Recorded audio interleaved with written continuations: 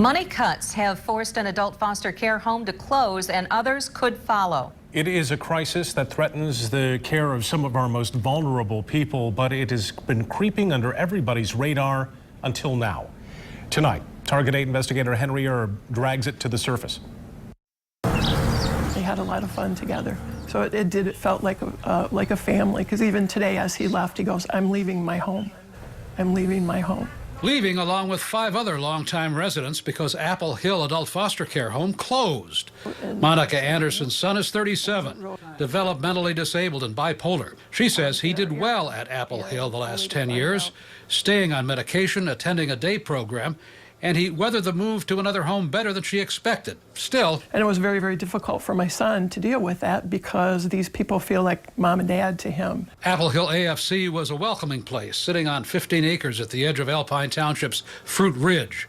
Some of the residents have been here more than 20 years. I'm not supposed to have this kind of attachment to them, and yet there are individuals here who call us mom, call us dad, and some of them call us by our first names.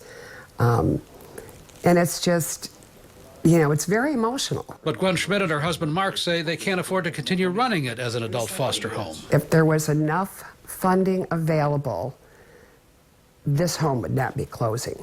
They're giving up their state adult foster care license. They're turning part of their home into an apartment for a few higher functioning residents. But the rest are gone. We had one employee for about a year, and the funding kept getting cut. They couldn't afford to keep even one worker. That left just them to care for everybody in the house. You can't go out for dinner for 2 hours on a Friday night. Over time, the cuts in your funding and all that stuff just wears on you, and you just say, you know, it's time to move on and retire. I'm actually not afraid to call it a direct care crisis. Scott Gilman runs Network 180, the Kent County piece of Michigan's mental health system. Providers themselves are actually closing because they don't have much of a profit margin to start with. Federal Social Security disability payments cover each resident's basic living expenses.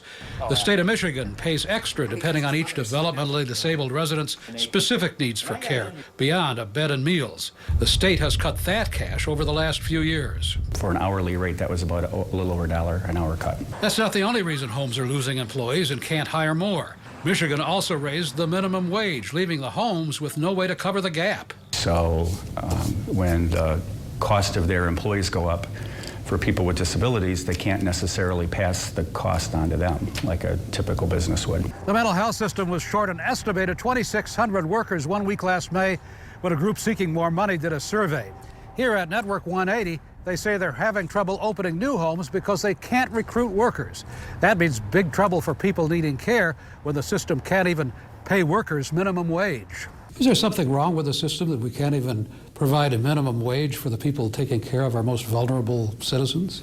You know, that's been the discussion that we've been having. Gilman says some of the lowest paid health workers are taking care of people with some of the most complex needs round the clock. So absolutely, it's upside down. He says budget cuts seem to have stopped, and the state health department and providers are about to ask the legislature to restore that lost $1 an hour. You know, honestly, it's questionable even if $1 an hour is going to do what we need it to do. Whatever the amount is, it's too late for Gwen Schmidt and the adult foster home. She's closed after more than 20 years, and the residents who were like family. I don't know what the future's going to hold. I just know that we want to continue to see them and still be a part of their lives, whether they live under this roof or not. Their focus is... And too late for Monica Anderson, who didn't want to move her developmentally disabled son to another home. For all those parents that are out there, is we need to speak up. We need to be their voice. I'm Target 8 investigator Henry Erb.